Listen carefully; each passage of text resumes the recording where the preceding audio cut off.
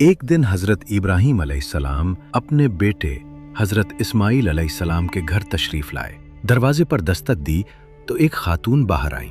आपने नरमी से पूछा, इस्माइल कहाँ है? उसने कुछ बेजारी से जवाब दिया, वो शिकार पर गए हैं। हजरत इब्राहीम अलैहिस्सलाम ने फिर घर के हालात दरियाफ्त किए, मगर उस औरत के लहजे में शुक्र की बजाय शिकायत भरी हुई थी।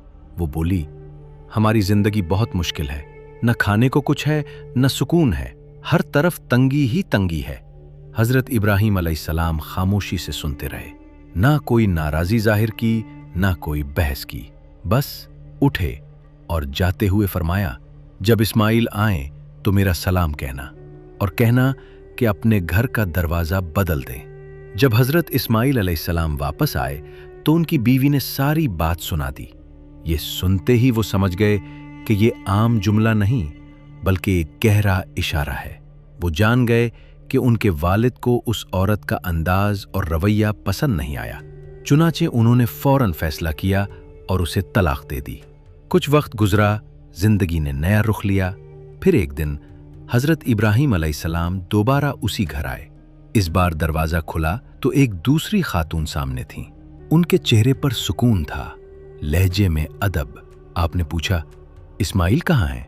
उसने मुस्कुरा कर जवाब दिया, वो शिकार पर गए हैं और अल्हम्दुलिल्लाह हम खैरियत से हैं, अल्लाह का बड़ा करम है। फिर उसने फौरन मेहमान नवाजी की, निहायत मोहब्बत से दूध और गोश्त पेश किया। उसकी हर बात में शुक्रगुजारी थी, हर लफ्ज में कनात और रजा झलक रही थी।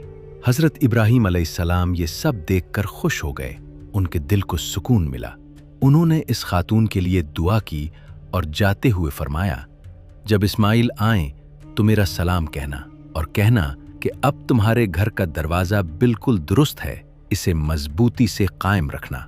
जब हजरत इस्माइल अलैहिस्सलाम घर वापस आए तो बीवी ने सारी बात बताई। ये सुनकर उनके चेहरे पर मुस्कुराहट आ गई। उन्होंने कहा, ये मेरे वालिद थे और तुम ही वो दरवाजा हो जिसे उन्होंने पसंद फरमाया है। ये वाकया बज़ाहिर सादा है मगर इसमें एक गहरा सबक छुपा है।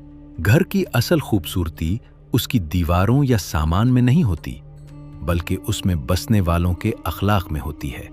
एक शुक्रगुजार बीवी घर में सुकून, मोहब्बत और बरकत ले आती है, जबकि नाशुक्री आहिस्ता आहिस्ता खुशियों को खत्म कर देती है।